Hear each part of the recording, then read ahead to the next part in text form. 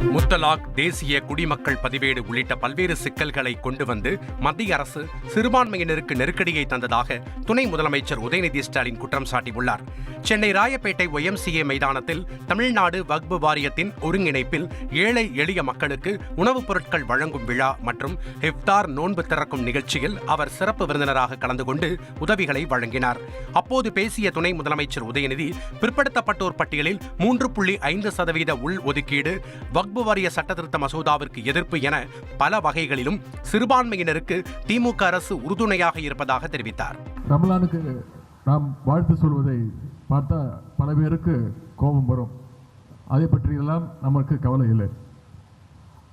ரமலானுக்கு வாழ்த்து சொல்வது பல பேருக்கு கோபம் வருதுன்னா இன்னும் 100 முறை கூட மீண்டும் மீண்டும் ரமலான் வாழ்த்துக்களை நாங்கள் சொல்லிக்கொண்டு இருப்போம். எண்ணற்ற திட்டங்களை இஸ்லாமிய மக்களுடைய நலனுக்காக தொடர்ந்து நிறைவேற்றிக் கொண்டு வருகின்றார். நம்முடைய திராவிட மாடல் அரசு என்றைக்கும் இஸ்லாமிய மக்களுக்கு உற்ற துணையாக இருப்பார்கள். நீங்களும் இந்த அரசுக்கு ஆதரவாக உற்ற துணையாக இருக்க வேண்டும் என்று நான் இந்த நேரத்திலே உங்களை எல்லாம் நான் கேட்டுக்கொள்கின்றேன்.